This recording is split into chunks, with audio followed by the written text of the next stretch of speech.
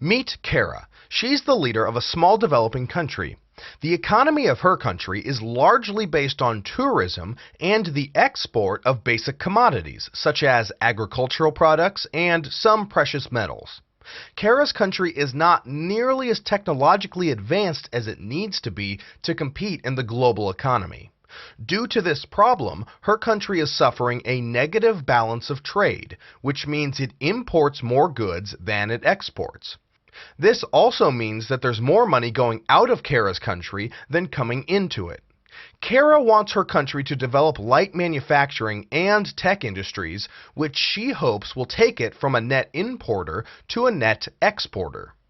Kara decides to pursue a policy of trade protectionism, which is a policy aimed at restricting imports of foreign goods into a country. She wants to pursue this policy for a couple of different related reasons. First, she wants to improve her country's balance of trade by reducing imports. Secondly, she wants to increase exports by developing more profitable and competitive industries for the global marketplace. Third, in order to accomplish the second goal, she needs to protect her domestic industries from imports that will hinder their growth. Kara has several tools at her disposal to help protect her country from imports. One tried and true method of trade protectionism is the tariff. A tariff is a special type of tax that is imposed on imports. Tariffs increase the price of imports, which helps protect domestic industries because the imports become more expensive than locally produced products. Another tactic at Kara's disposal is import quotas. An import quota limits the quantity of specific products that can be imported into the country during a specific period of time. Sometimes import quotas are absolutely fixed. However, sometimes an exporting country can pay extra tariffs for imports that exceed the quota. Like tariffs, Kara can impose import quotas to help the development of her country's infant industries by reducing competition from imports. But Kara is not limited just to making life easier for her country's domestic industries by making life more difficult for importers. Kara's government can provide subsidies, which are a direct infusion of cash by a government to a business for developing industries. Additionally, the government can give tax breaks to developing industries to help reduce costs and increase positive cash flow. Of course, many foreign competitors don't receive each subsidy or tax break from their government, which means that Kara's domestic businesses have a competitive advantage.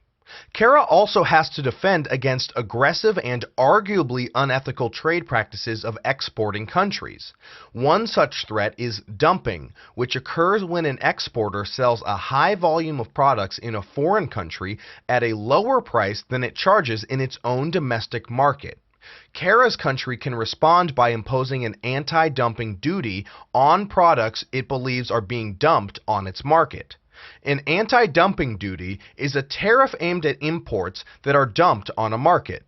For example, Kara's country may impose a 100% duty on products dumped on her country's market, which will make the dumped product very expensive in comparison with domestic products. Kara's policy of trade protectionism has some obvious advantages. Restricting imports helps her country's domestic economy develop new industries that might otherwise be quashed by imports from other countries that have had a head start. These developing industries can add to the country's economic growth, create jobs, increase the overall wealth of the country, and lead to a better balance of trade. But trade protectionism does have disadvantages.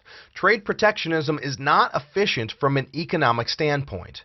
It's more efficient under the concept of comparative advantage for a country to focus its production on those goods for which it has an advantage in production and import those goods that it does not.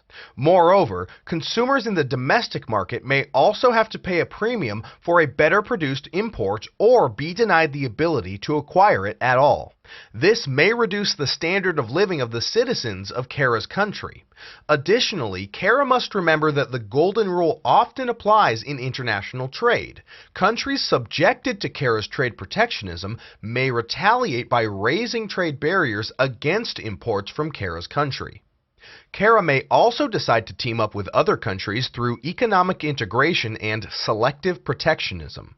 Economic integration occurs when a group of countries or a region reduces trade barriers and coordinates certain economic activities. There are various levels of economic integration, including trade agreements, free trade areas, customs unions, and common markets. The idea is to have some of the benefits of free trade, but also keep some level of trade protectionism. It's basically about treating some trading partners better than others. Kara's country may enter into a trade agreement with another country. These agreements may be between two or more countries. They will address trade issues such as tariffs and import quotas. Countries that are not part of a trade agreement with Kara's country will be subject to higher tariffs and other trade barriers. Another option is for Kara to try to form or participate in a free trade area. Members of a free trade area will not be subject to most traditional trade barriers when engaging in trade with other members. Non-members will be subject to trade barriers set up by individual members. The North American Free Trade Agreement, or NAFTA, is a good example of a free trade area. Kara may also try to have her country form or join a customs union. In a customs union, trade barriers between member countries are eliminated just like with free trade areas. However, unlike free trade areas, members of a customs union will develop a unified trade policy regarding non-members. Kara's country may try to take itself even further along the path to economic integration through a common market or economic union. A common market not only lifts trade barriers between members and provides for a common trade policy, but it also lifts most barriers to the movement of capital, labor, and technology among member countries. On the other hand, an economic union is like a common market, but the member countries also maintain a consistent monetary policy, fiscal policy, and tax policy. The member countries act as a single economic unit in many ways. The European Union is an example of an economic union. Kara must also keep in mind the various international agreements and obligations to which her country may be subject. For example, if Kara's country is a signatory to the World Trade Organization, or WTO, she will have to abide by the rules and regulations governing trade set forth under it. The World Trade Organization is an international organization that is involved in regulation of international trade. It helps administer international trade agreements and encourages international trade. The new General Agreement on Tariffs and Trade, or GATT 1994, is a part of the World Trade Organization regime and governs trade in goods. Let's review what we've learned. Trade protectionism is a set of policies that a country can pursue in an attempt to limit imports and protect domestic industries. Tools of trade protectionism include tariffs, quotas, and anti-dumping duties.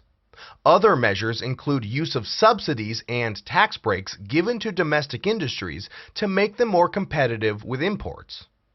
Advantages to trade protectionism include the possibility of a better balance of trade and the protection of emerging domestic industries. Disadvantages include a lack of economic efficiency and lack of choice for consumers. Countries also have to worry about retaliation from other countries. Some countries may decide to move towards a degree of economic integration, where there is a degree of fair trade among member countries and trade barriers still erected against imports from non-members. Levels of economic integration include trade agreements, free trade areas, customs unions, common markets, and economic unions. Finally, countries that are parties to the World Trade Organization must be certain to adhere to their obligations thereunder.